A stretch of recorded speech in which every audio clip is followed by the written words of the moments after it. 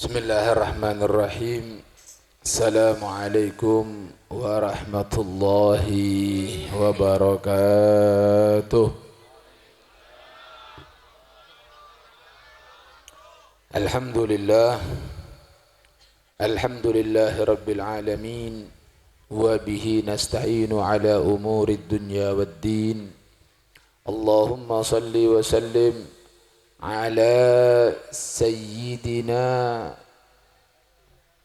محمد وعلى آله وصحبه أجمعين ولا حول ولا قوة إلا بالله العلي العظيم أما بعد. Yang sama-sama kita muliakan, yang kita cintai, para habaib, para alim ulama, para kiai, para asatid, guru-guru ngaji yang mohon maaf di sini kami tidak bisa sebutkan satu persatu namanya, namun tidak mengurangi daripada rasa hormat, takdim, cinta al-faqir kepada beliau-beliau semuanya. Begitu juga kepada segenap para pejabat, wabil khusus kepada Bapak Kepala Desa, begitu juga segenap tokoh sepuh masyarakat, dan juga kepada teman-teman Jam'iyah Sonar yang telah mengiringi kita semua untuk bersolawat kepada baginda Nabi Muhammad SAW. Mudah-mudahan solawat yang dihaturkan menjadi penyebab syafaat baginda Nabi Muhammad. Amin ya rabbal. Begitu juga yang teristimewa di sini kepada segenap kaum muslimin muslimat, mukminin mukminat, pecinta Nabi Muhammad sallallahu alaihi wasallam, yang mudah-mudahan kita semua pada malam hari ini dimuliakan oleh Allah Subhanahu wa taala, dan insyaallah Allah angkat derajat kita. Amin ya rabbal alamin. Hadirin yang dimuliakan oleh Allah Subhanahu wa taala. Hari kalau berempam ada ya, sapolo pon. Beremah ya. Hah? Ngantok enggak? Oke, ini jamaah banyak yang hadir yang kemarin. Kalau jamaah yang kemarin hadir lanjut, kalau enggak ya sama tonawon. Oke. Baik. Kesempatan yang berharga ini jangan sampai kita sia-siakan dengan ceramah ngalor ngidul. Kita penuhi dengan ilmu Nabi Muhammad sallallahu alaihi wasallam. Yang pertama yang perlu difahami di sini, hadirnya antum di tempat seperti ini merupakan satu keuntungan yang luar biasa.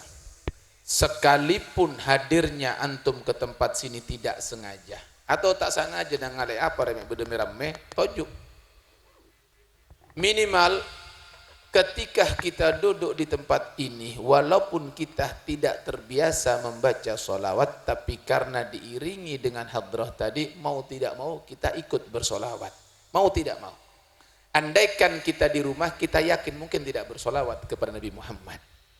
Nah, ketika kita hadir, duduk di tempat seperti ini dan kita bersolawat dengan Nabi, ini yang kita katakan keuntungan yang luar biasa. Kenapa?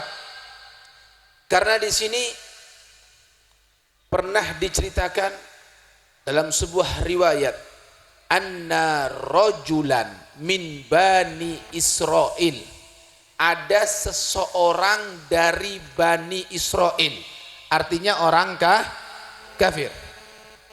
Dia di Bani Israel, bukan kafir, astagfirullahaladzim, dia orang Bani Israel yang mengikuti Nabi Allah Musa alaihissalam. Nah, ini yang keliru anak.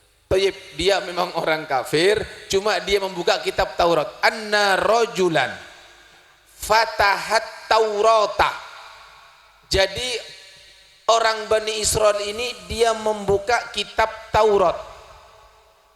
Ketika dia membuka kitab Taurat, apa yang terjadi? Fawajada fihi isma Muhammadin sallallahu alaihi wasallam. Maka ketika dia membuka kitab Taurat tersebut, didapatkan di dalam kitab tersebut ada nama Muhammad sallallahu alaihi wasallam. Maka dia tanpa sengaja dia bersolawat kepada Nabi Muhammad. Karena dalam kitab tadi dia buka, mungkin dia iseng, ada lakonna muka-muka kitab, apa ria kitab, buka, bode nyaman Nabi Muhammad. Begitu ada nama Nabi Muhammad, dia bersolawat dengan Nabi Muhammad. Apa yang terjadi? Fa ghafara lahu. faghafara lahu bidzalik, maka Allah mengampunkan dosa orang tersebut. Sehingga dikatakan fa'amara Musa bi ghaslihi wa salati alaih, maka Allah perintahkan. Dari mana tahu kalau Allah mengampunkan orang tersebut? Nabi Musa diperintah langsung oleh Allah untuk memandikan dan mensolati langsung orang tersebut. Jadi Nabi Musa sebagai seorang rasul, sebagai seorang nabi, diperintah oleh Allah untuk menjadi imam solat bagi orang tadi ini yang telah bersolawat kepada Nabi Muhammad SAW. Allahumma shalli ala Muhammad. Pertanyaan, apakah Nabi sudah lahir? Belum. Tapi karena ada nama Nabi Muhammad, maka apa yang terjadi di situ? Ketika dia sebut Nabi Muhammad, dia bersolawat, menjadi penyebab diampunkan dosa-dosanya. Begitu juga dengan Nabi Adam, datuk seluruh manusia, datuknya Nabi Muhammad. Apa yang terjadi? Karena satu kesalahan, Nabi Adam dikeluarkan dari surga, keluar dari surga karena kesalahannya. Dalam riwayat, banyak riwayat yang menceritakan di sana. Kita tidak bicara masalah khilaf di antara riwayat di situ, tapi saya sebutkan ada yang mengatakan 200 tahun Nabi Adam ini tidak berani mengangkat kepala ke atas. Kenapa? Malu kepada Allah Subhanahu wa taala. Coba bandingkan. Sementara manusia zaman sekarang bermaksiat terang-terangan, bengal ngangka. Cetak ke Allah Subhanahu wa taala, kalangi. Nabi Adam sebagai contoh, satu kesalahan yang dilakukan 200 tahun tidak berani mengangkat kepalanya. Bahkan dalam riwayat dikatakan 40 tahun sujud kepada Allah Subhanahu wa taala. Hanya satu kesalahan dikeluarkan dari surga. Kita berapa kesalahan kita lakukan, minta masuk ke surga dari 5 jalan. Coba perbandingannya kita banding. Nabi Adam satu kesalahan dikeluarkan, sedangkan kita beribu-ribu kesalahan terus masuk ke surga. Kalau kita bukan umat Nabi Muhammad, niscaya sulit untuk masuk surganya Allah Subhanahu wa taala. Karena kita menjadi umat Nabi Muhammad yang dikatakan ummatun marhumah, umat yang disayang, umat yang dikasih, harapan besar untuk mendapatkan surganya Allah Subhanahu wa taala. Lebih-lebih Nabi Muhammad sendiri yang berangan-angan, yang berkeinginan. Dengan sumpahnya beliau mengatakan, wallahi, demi Allah, la ardo, aku tidak rela, aku tidak senang, aku tidak suka, aku tidak puas, wa wahidun min ummati finnar, satu umatku masuk ke dalam neraka jahannam. Dan Nabi Muhammad, Pak, pernah diberi kesempatan untuk berdoa 3. Dikatakan, ya Muhammad, engkau diberi oleh Allah 3 doa. Apa yang akan kau minta? 3 ini pasti dikabulkan. Yang pertama, apa yang kau minta? Ummati, ummati. Taib, yang kedua apa? Ummati, ummati. Yang ketiga apa ya Rasulullah? Ummati, ummati. Yang dipikirkan kita semuanya. Jadi sungguh tidak masuk akal seorang manusia yang dipikirkan oleh Nabi, dia tidak memikirkan Nabi Muhammad SAW. Dalam riwayat yang lain, dalam sebuah hadis dikatakan, Nabi yang bercerita, Nabi saya cerita langsung, Pak. Apa itu benar Rasulullah? Atani Jibril yauman, situng bektoh malaikat Jibril entar ke abdina, datang ke abdina. Qal, dengan mengatakan, ya Muhammad, qad ji'tuka bibisyaratin lam atin biha gablak ahadan. Dikatakan, ya Muhammad, aku datang, kata malaikat Jibril, tibuna malaikat Jibril, ya Muhammad, aku datang kepadamu ngibe kabar gembira, membawa kabar gembira, yang kabar gembira ini lam atin ahadan gablak, yang kabar ini belum pernah datang kepada orang sebelum kamu. Ini kabar seeki bemoso malaikat Jibril khusus untuk Nabi Muhammad yang belum pernah dibawa atau disampaikan kepada nabi-nabi atau umat-umat sebelumnya, khusus untuk Nabi Muhammad. Ditanya apa itu ya Jibril, dikatakan annallaha yaqulu laka, bahwasanya Allah mengatakan kepadamu, man shalla alaika min ummatika thalatha marrat, ya Muhammad, sapa-sapa na orang semaca solawat ka ajunan telo kalih boy. Tahu saja banyak telo kalih. Kelak berapa kalih? Lebih dari telo kalih. Telo kalih boy. Dikatakan ghafarallahu lahu, Allah akan mengampunkan dosa-dosanya. Mantar satu je pasapora sareng Allah, amin. Dikatakan in kana qaiman qabla ayyaqut, andaikan semaca geneka mancung akan diampunkan sebelum toju. Wa in kana qaidan qabla ayyagum, andaikan dia membaca dalam keadaan duduk akan diampunkan sebelum dia berdiri. Allahumma shalli ala Muhammad. Sampai di sini kira-kira ontong tak ontong entar ka majelis. Inilah majelis yang dikatakan majelis yang penuh dengan satu aroma yang harum. Kenapa? Majelis yang dibacakan solawat itu akan mengeluarkan satu aroma yang tembus sampai ke langit. Ingat, dikatakan ma min majlisin yusalla fihi ala nabi, tidaklah majlis ketika dibacakan solawat kepada Nabi Muhammad, dikatakan akan mengeluarkan satu raihah qamat minhu raihah thayyibah, akan keluar dari majelis tersebut aroma bebauan yang harum, yang wangi, tablughu ananas sama, yang tembus sampai langitnya Allah Subhanahu wa taala, sehingga aroma tersebut tercium oleh para malaikat. Sehingga ketika malaikat mencium bau tersebut, fataqulul malaikah, satujo malaikat neka ngocak, oh hadhihi raiha thayyibah min majlisin sulliya ala Nabi Muhammad, Allahumma shalli ala Muhammad.